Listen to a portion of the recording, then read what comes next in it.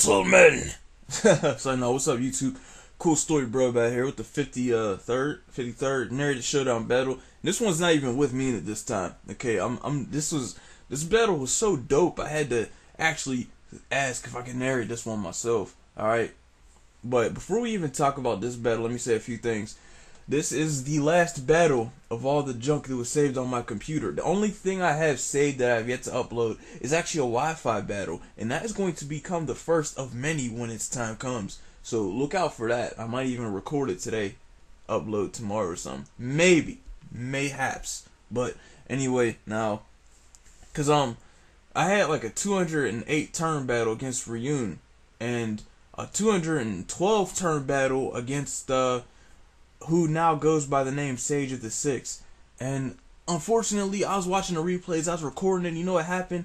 Both of the battles locked up after a certain amount of turns. I don't know if it was a glitch because Showdown's on a new, it's got a new format out or what, but basically the battles froze up before I could get to the end, and I could not skip to the next turn. I couldn't do nothing. So yeah, the battles are forever gone in my history. I mean, if you want to watch what you can see of them, I'll put them in the description. They're very long, lengthy stall battles, and I really don't know how interesting they would be for you to watch, but I don't know.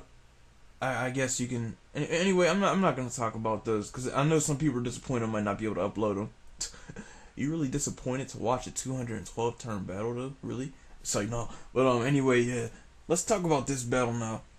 This is my bro, Calloflochie, Lanky Calloflochie. You know, because when he's lanky, he's a 16-year-old girl from Oklahoma. But any other time, he's some dude in Australia. Australia!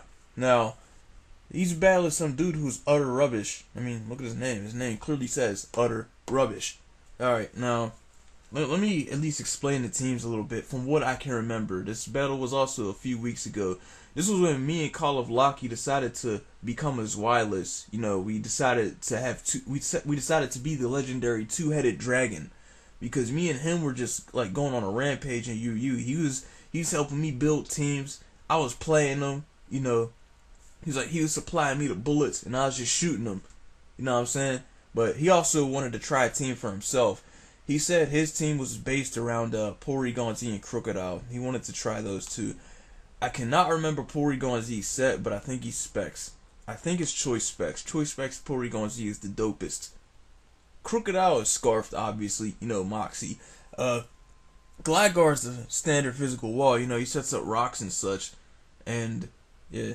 I mean, come on. If you don't know what Gligar does, you don't watch enough of my battles.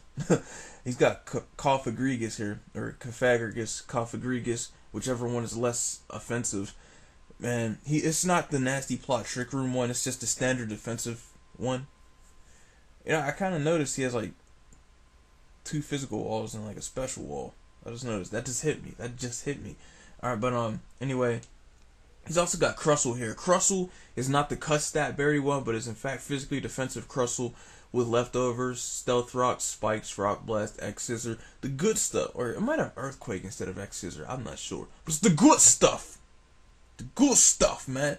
Basically, it's his lead, and he's got Snorlax, especially defensive wall. I think it's the Rest Talk one with Whirlwind. Yep. All right, and so yeah, basically, Calloflochie's got a sort of not even a semi-stall team, but I don't want to say balanced. It's somewhere in between balanced and semi-stall, because basically, this team's objective is to get hazards up and whittle the opponent down with the defensive core so that Krookodile can eventually sweep. And with Moxie, it's not hard to facilitate a sweep with Krookodile.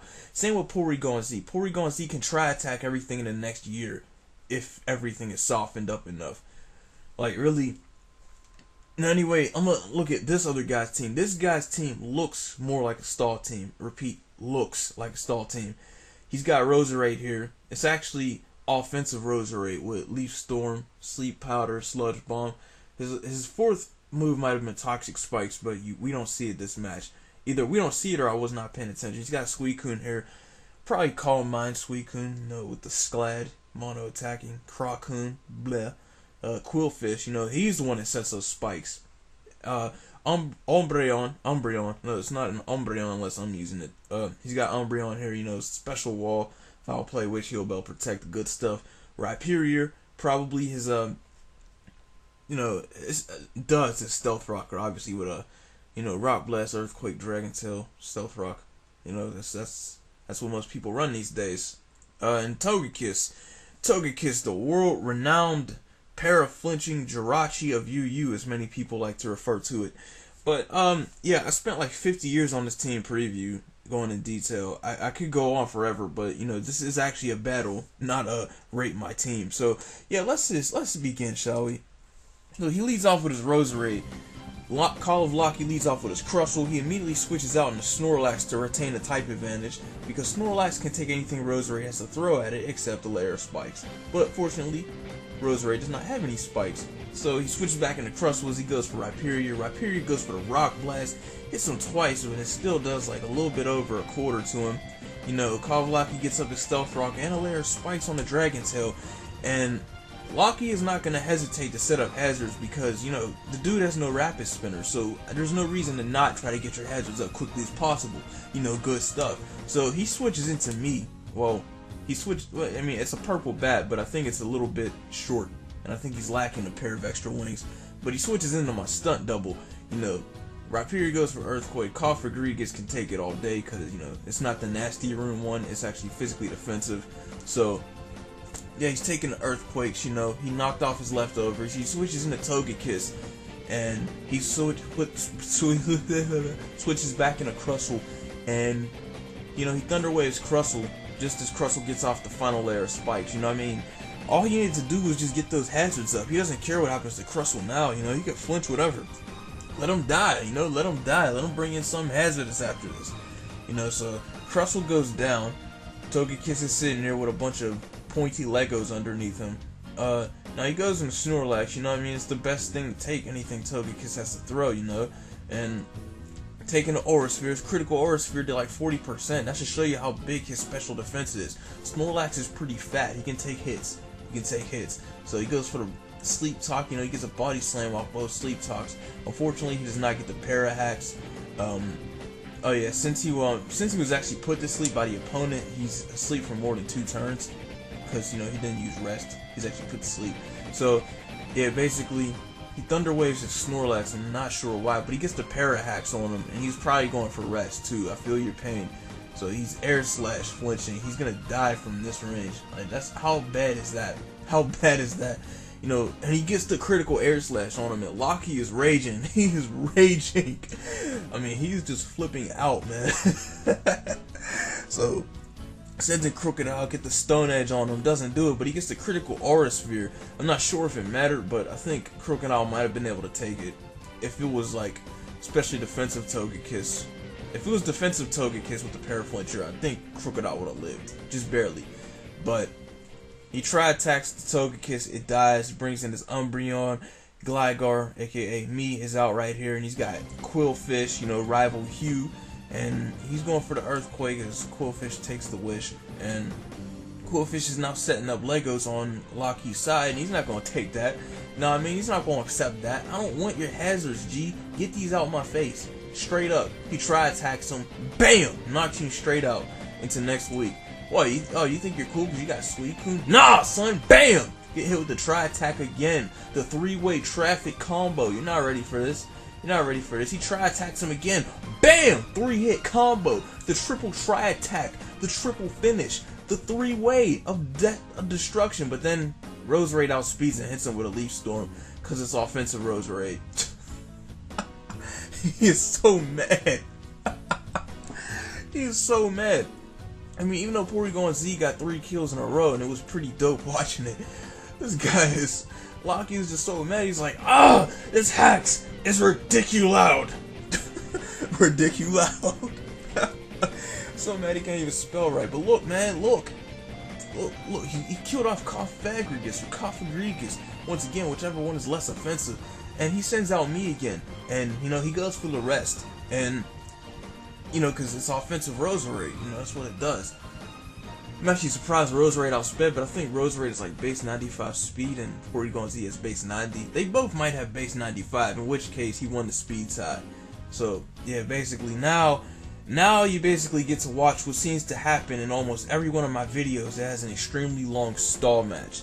Basically, it turns into Umbreon versus Gligar. And I hear the phone ringing in the background, and I'm going to ignore it promptly because I need to focus on this narration. So basically, I'm just stalling him out. I'm stalling out his Umbreon. Like he's trying to sit here and just ball.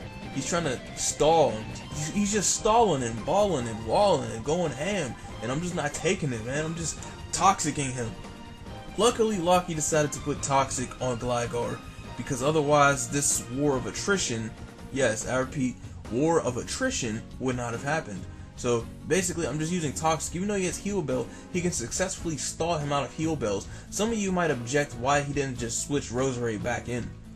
Well, the main draw was the fact that Umbreon could not weaken Gligar to a point where Leaf Storm would have one-hit KO'd, and he couldn't have safely switched without him going for Roost, even if he was in that weakened position. And basically, if he got him into the point where Leaf Storm was not able to one-hit KO, he could have easily just won this battle by just, surviving and going for Roost again, and Roserade being weakened would have to switch back out, and Umbreon, which can't do anything to Gligar, would have to sit here and refacilitate this stall match, which is exactly what's happening now. So basically, it's like a semi-guaranteed victory insurance, but you have to wait for the account to settle. You know what I'm saying? It's like you got a bunch of money in the mail. No, it's like you got a massive check that you just deposited in the bank, but you gotta wait for it to go through now. And until it goes through, it's not payday yet, son. It's not payday yet, Calloflochie. You gotta endure this, man. You gotta show some guts, G. You gotta sit here and take this. You gotta deal with it, man. Come on, you have me. You know he's a much shorter, much bulkier stunt double who's part ground type. But still, it's me for the time being, because it's a bat scorpion thing. I mean, that's actually pretty cool. Gligar's like a bat scorpion. You know what I don't get? You know what I don't get? Why doesn't Gligar learn Super Fang? Honestly, why doesn't it? I mean, look at it. Look at it. He's a freaking bat scorpion. Its Pokedex entry even says it likes to latch onto people's faces and sting them. I mean, come on, you can't do nothing with them fangs while you're face hugging people. Really, Gligar? What's wrong with you? I mean, come on, Gligar's fangs are so big he has to stick his tongue out. Your fangs are so big you can't even fit your tongue in your mouth, and you're telling me you can't learn Super Fang? What's wrong with this world? But anyway, enough of that. That was just a little side rant. Something I was just thinking about, and it basically, yeah, I need to entertain myself while I watch this, because this part of the battle is actually pretty boring. But not for Calloflochie, because he's in it, he's in it to win it. But aside from that, it's like just watching this, it just goes on and on for real. It's just, basically he's trying to stall Umbreon out of Heal Bells so that he could finally Toxic the thing and let it die off. And even Calloflochie's like, I don't know what this achieves. You have to be out of Heal Bells very soon, and it's true. The opponent actually has not said a single word this entire match. He's just silent. He's like a straight up ninja. Calloflochie's like sitting here raging on caps lock, talking trash to the opponent, insulting their mother and such. And the opponent's just sitting here taking it. He's just playing through it, I gotta give him props for that. But yeah, like I said, he gets the critical U-turn. That was nice. A little critical hit there. That was pretty nice, pretty decent. Yeah, and now that I think about it, looking at this guy's team, it definitely seems like it wants to be a stall team, but it's a lure of deception. Like he wanted to make a bulky offense team that looks like a stall team that was not semi-stall. Like he wanted to make a team that actually had a lot of offensive presence. I mean, he doesn't have a choice scarfer, so it's not really a straight up offensive team, but it's kind of like, I don't know, it's kind of like it's in the middle. It's in the middle of everything. It's like balance, but it's in the middle between that. I don't know. I'm actually surprised Calloflochie didn't put Nasty Room Cofagrigus on his team. I mean, that's always the one he always runs. That's the one he always raves on about. I'm actually surprised he went physically defensive, especially when he had Gligar and the heck is his name? Crustle. So that's very interesting. I mean, he could have put 3 sweepers on the team, and there would not have been any type of plausible reason not to. But I mean, now I think about it, Gligar is like the assurance his team has against fighting types who can beat Porygon-Z and Krookodile. Oh, Umbreon died. Oh, let's get into this. Alright, so he sends out Roserade now, and he misses the Sleep Powder. He makes me use Earthquake. I use the Earthquake, but Umbreon's Witch comes back on him. He Sleep Powders me, and look, this is where it gets interesting. Look, he hits me with the Sludge Bomb. It actually does a big chunk of damage to me. I wake up on first turn. Roost. Now, I see what this guy's doing. He hits me with the Sleep Powder again, and he Sludge Bombs me, and it still does a big chunk of damage. But look, basically, he could have gone for the Leaf Storm, but there might have been an off chance it would not have one-hit KO'd. And if it did not one-hit KO, then basically he was not going to be able to kill off Gligar. Basically, because he would have just roosted after taking a Leaf Storm, and his special attack drop would have prevented him from ever having a chance at killing him. So he's trying to use Sleep Powder, soften him up. He's trying to use it to put him to sleep, soften him up with Sludge Bomb, and then finish him off with Leaf Storm. But it doesn't happen. You know why? Because he has a Brobat on his side. He has a Brobat. He has the Supreme Justice. Yes. That's basically what happened. So basically, he killed it off with Earthquake, and that is good game, Calloflochie. That was an epic victory. You know, you went from raging out to rocking hard. You know, Toxic on Gligar was actually the unsung key to winning this battle. Toxic is what helped him get past Umbreon. Otherwise, Umbreon could have just sat there and stalled him out of Earthquakes, stalled him out of Utes, stalled him out of Power Points for real. And then it would have been ugly.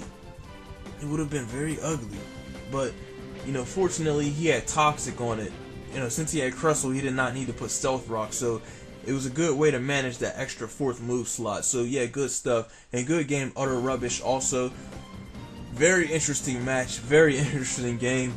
You know, I definitely wanted to upload and record this, so kudos to you for winning this. And yeah, thank you guys for watching. Like, comment, subscribe, and favorite. Also, I might actually put the link to the replay in the description of this video, because Calloflochie's reactions were funny as heck. I'm not even gonna lie. They were funny. Like, you might actually want to watch them as they're happening. I don't know, man. It was funny. But anyway, thank you guys for watching. I am out of here. Stay tuned for the next Wi-Fi battle. Stay tuned for everything. We're kicking it off, man. We're getting off the ground. Once this Wi-Fi battle goes up, I'm finally going to start putting up new footage. You're going to see everything. You're going to see the truth of everything. And I might start focusing on a schedule. Might, once again. But anyway, enough of that talk. That's for later. Thank you. Peace.